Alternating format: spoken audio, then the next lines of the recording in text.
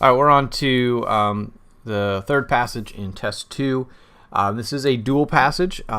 In a situation like this, when you have this little blurb at the top, again, as always, we need to read it, see what it says. So passage 1 is adapted from Nicholas Carr. This one is called The Web Shatters Focus, Rewires Brains. And again, this is going to give you a really good idea of what this passage is about. Obviously, it's getting on the internet. It's going to destroy your focus and change your brain. Passage 2 is from Steven Pinker, and it says mind over mass media. This one might be a little bit harder to explain, but it has something to do with your mind and mass media, so we have that.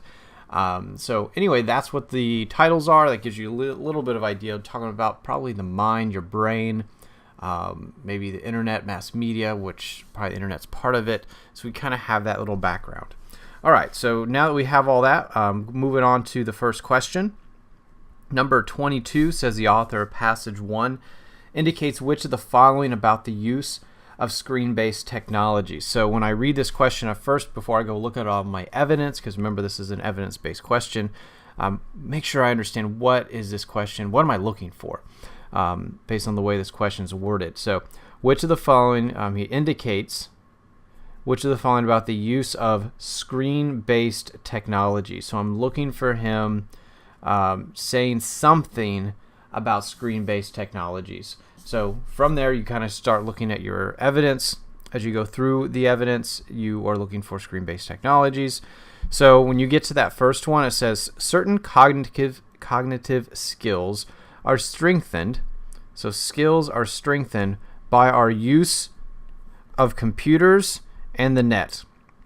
Now, again, when they don't say, and you go through all the evidence, and they're not going to say screen-based technologies, but what I want you to be able to see here is that the computers and the internet are screen-based technologies. So they are mentioning it here, and again, I'm saving time by going to showing you the evidence and showing you how it fits.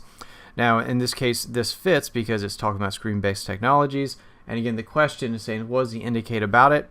Well, certain cognitive skills, so circle it here, certain cognitive skills are strengthened. So that's really what they're saying, or they're indicating from it. So anyway, to save time, again, this is going to be answer choice A. That's the evidence, because they are talking about screen-based technologies. Again, check all your answer choices, but that's the one that's going to match it. And what it says is it strengthens certain cognitive skills, so we're looking for something good. It should be thoroughly studied. It's not necessarily something good. It makes the brain increasingly, sounds good, rigid. No, it's not good. It has some positive effects. I mean, they're very vague there, but at least it says positive, so that's good. And it should be widely encouraged. Maybe, but more so he's directly stating that there are positive effects, which might lead to it being widely encouraged, but it didn't really jump that far. It just said there are some positive effects, and that is it. So 22 is going to be C. So that's 22 and 23. 24 says the author of passage 1 indicates that becoming adept at using the internet can. So this one doesn't have a specific line. I do know, based on number 25, that 24 is before line 40, so that kind of gives you some indication of where to look. Honestly, I would just start reading the passage after we did 22 and 23, and you'd be looking for the answer to 24. So you should already just be reading with this question in mind. And what are you looking for? Well, becoming adept at using the internet can have what effect? So you're looking for him saying something about people that get good at using the internet, and then what does he say after that? So as you go through the passage, you're going to be looking for when they say that. So I kind of highlighted this paragraph because they're kind of talking about the internet and things like that there. And as we go through this paragraph, here's kind of what it says. It says, but it would be a serious mistake to look narrowly at such benefits and conclude that the web is making us smarter. So it's apparently not, according to this author. In a Science article published in early 2009, prominent developmental psychologist Patricia Greenfield reviewed more than 40 studies of the effects of various types of media on intelligence and learning ability. She concluded that every medium develops some cognitive skills at the expense of others.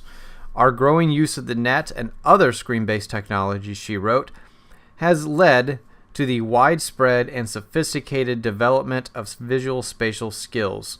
But those gains go hand in hand with a weakening of our capacity for the kind of deep processing that underpins mindful knowledge acquisition and all that good stuff. So they're really saying that, again, you will gain certain skills but lose others. And those skills that you'll gain, in this case, development of visual spatial, and you lose your deep processing. So good for visual spatial, bad for deep processing. So then you kind of look at your answer choices and see which one they're saying. Does it make people complacent about their health? No. Does it undermine the ability to think deeply? Deep processing, undermine, those seem to match. Does it increase people's social contacts?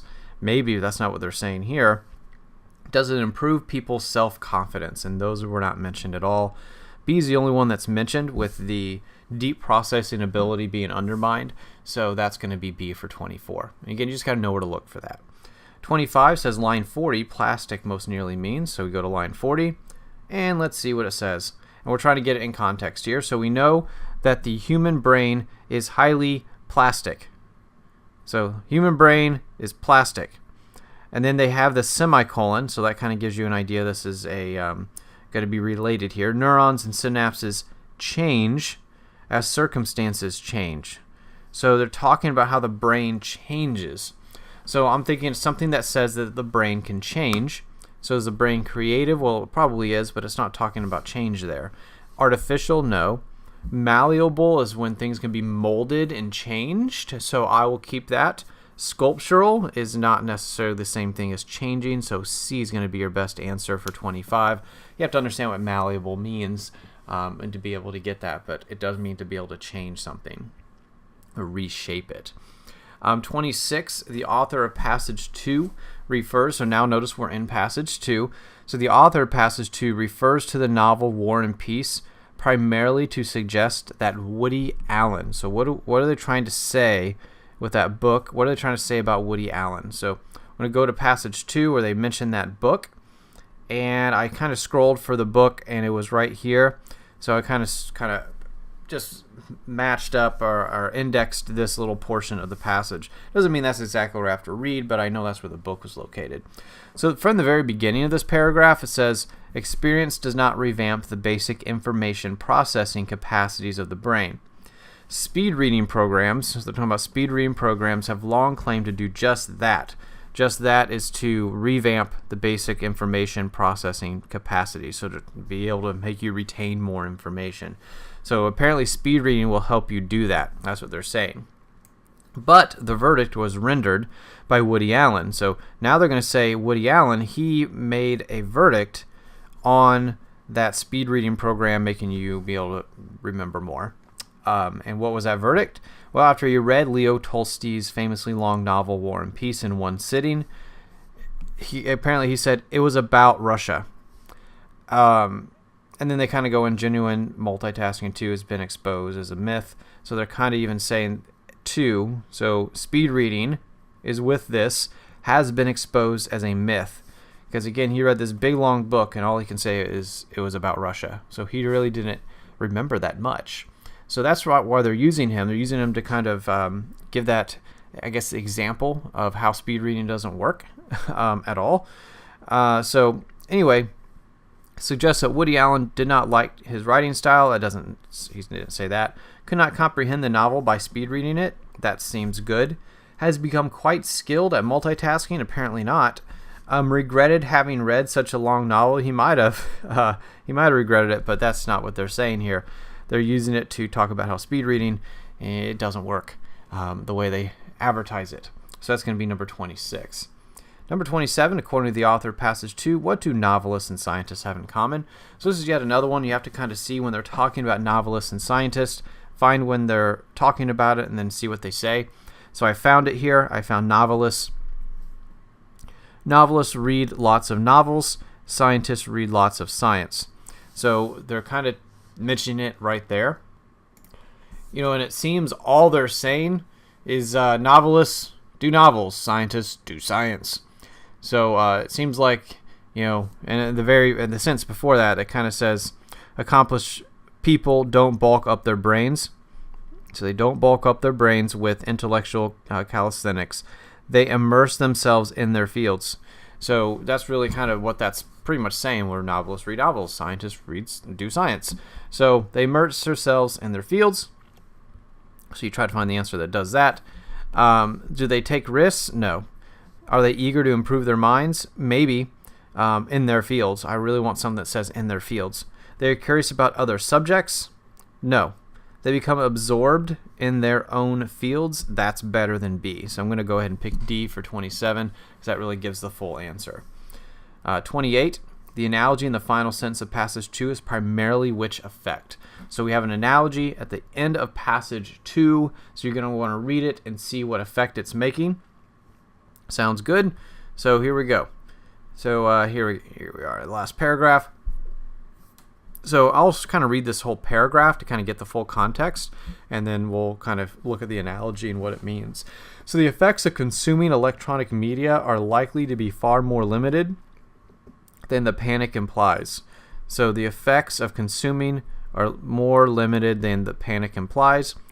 Media critics write as if the brain takes on the qualities of whatever it consumes. So they write, and again, the key here is as if. So he's not necessarily saying, they say media critics feel this way. The informational equivalent of you are what you eat. As with ancient peoples who believed that eating fierce animals made them fierce, they assume, and again, this is assuming, he's not agreeing with this, that watching quick cuts in rock videos turns your mental life into quick cuts, or that reading bullet points in online postings turns your thoughts into bullet points in online postings. Now, again, he doesn't agree with that. He's using this as an example to kind of prove his point, because that doesn't happen. Saying, eating fierce animals made them fierce, which is kind of ridiculous too, if you think about it. And he's trying to kind of bring that across as something that's kind of ridiculous. But really, again, get the full context here. Is he's saying media critics write as if, okay, they take on the qualities of whatever they consume, as with ancient people who believed. He's not saying they believe. So again, he doesn't agree with all this. So with that being said, you go look at your answers. Does it use ornate language to illustrate a difficult concept? No. He's trying to criticize a little bit, which I actually just saw the word criticize in D. It sounds pretty good, but you still check all the other answers. It employs humor. Maybe he's trying to be a little humorous to soften a severe opinion of human behavior. He's not really trying to soften it, and that's really where this doesn't fit. I'd keep it just in case, but that doesn't seem right. It alludes to the past to evoke a nostalgic response. I'm not really looking for a nostalgic response. So he's not really using it for that meaning. D, it criticizes. Yes. The view of a particular group. Yes, it does. So D is going to be your answer for number 28. Number 29 says the main purpose of each passage. So once we've gotten to these last sets of questions, again, it's all about main idea. So we have to know what both of these passages are about after reading them. Now, in order to answer these, at this point, you've already read the passage. You have to have a general idea of what each one's about. Now, the first one is just kind of get to see how close we are to understanding the actual passages. Passage number 1 is talking about how, again, the net can rewire the brain. So really what that means is that you gain skills, but yet you lose skills. So you need to be careful. Where passage B, or passage 2, I should say, doesn't really, is really saying that the effects are really overstated. They're not as drastic as some people make them to believe. But they are talking about how it does have some effect, but it's not really that drastic. So you want to have that comparison so you know what the main purpose of each passage is. They are both talking about the brain and how it can be affected. They just mention it in different ways. So anyway, with that information, we just have to see what they say and what the best answer is going to be. So use that process elimination here. Does it compare brain function in those who play games? I don't remember this specifically on the internet, and those who browse on it. They didn't mention that, so we're not going to pick A. B, is it a report on the problem-solving skills of individuals with varying levels of internet experience? No, it is not. Does it take a position on increasing financial support? No. It better be D, because these are terrible answers. D, does it make an argument about the effect of electronic media use on the brain? Yes, they both have their own argument, but they're both about the effect of electronic media and the brain. So D is going to be your answer for number 29. Number 30 says, which choice best describes the relationship between the two passages?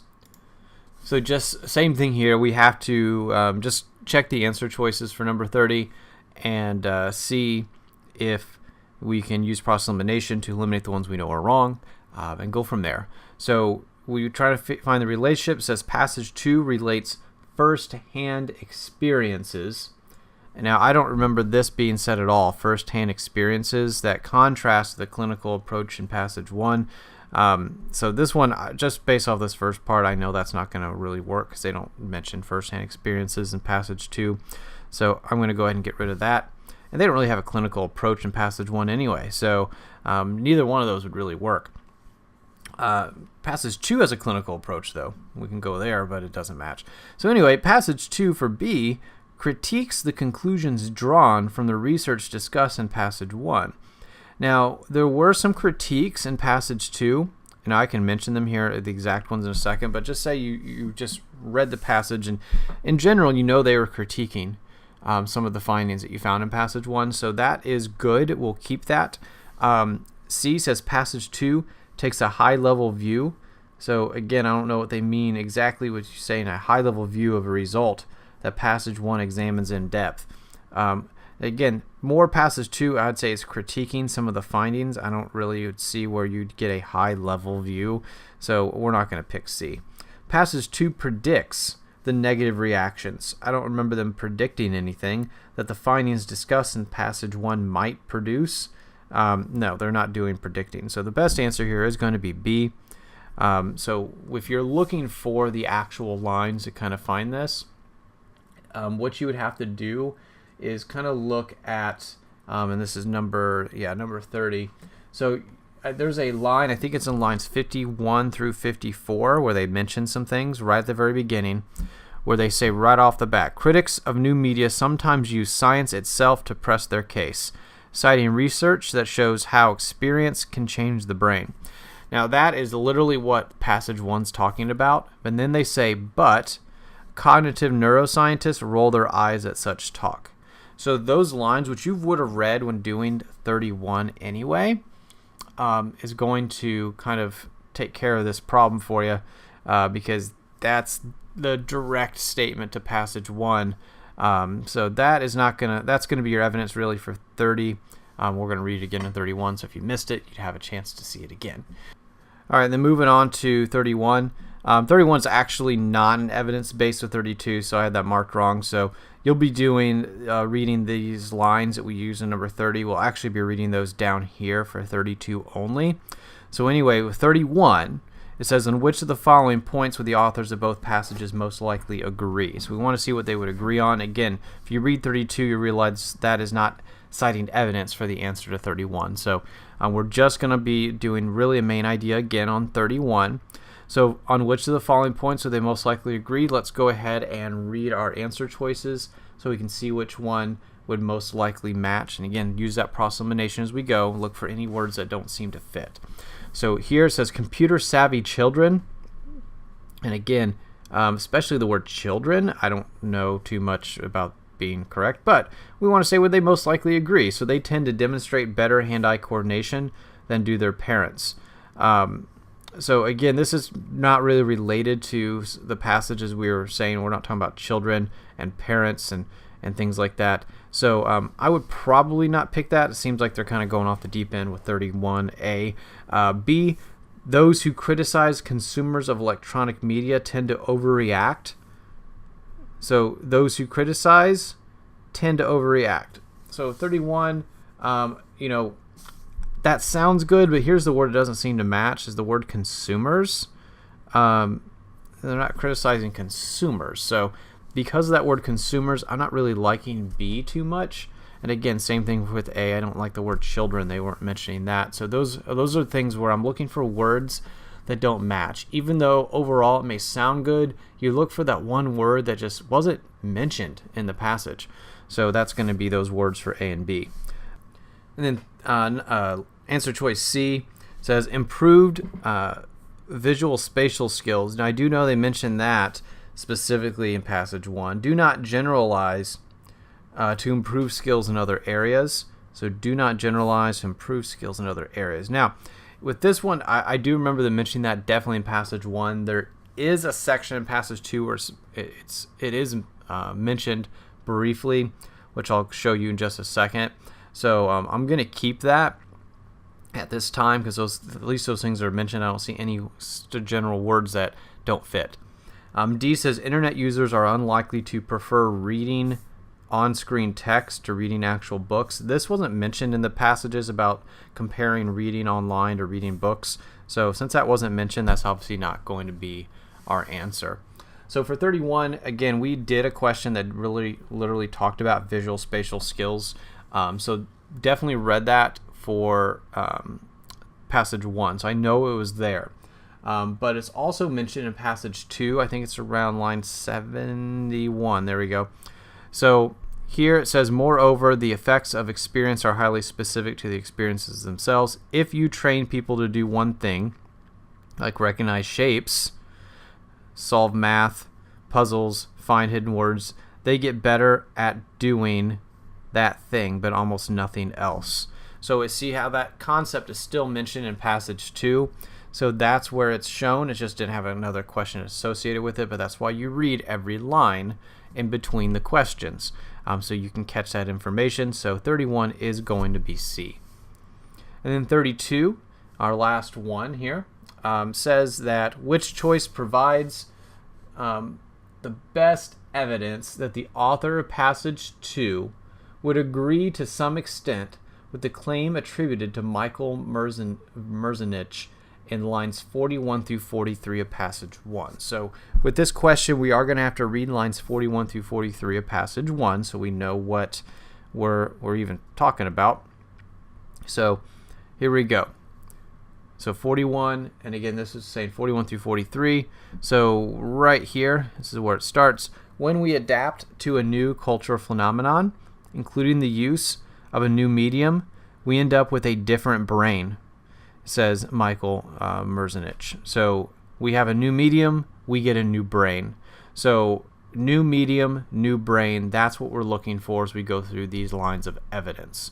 So we want to see which one's going to match that. As you read, we know it's not going to be A because we already read that for the question, I think 30 up above. So that's not going to fit. So we kind of move right on to the next one. So yes, right here. Yes, every time we learn a fact or skill, the wiring, so we learn a fact or a skill, the wiring of the brain changes. So it's not as if the information is stored in the pancreas. He's kind of making a joke about it. So he's just saying right here, this is where our evidence is going to be. You learn something new, your brain will change. Obviously, he's going to say not as drastic as some people may think, but it does change. So when you say you get a new brain, well, your brain changed. So that's why our evidence for this one is going to be B. The other ones don't really say that necessarily or that directly. So 32 is going to be B, just to save time. That's the answer you're going to get. And again, check all your answers, but that's going to be the best one. So it literally says the same thing that 41 through 43 is saying. He just fails to mention that it's not as extreme. He says that later on, though, but that's still good. So that's going to be 32, and that is passage 3 from test 2.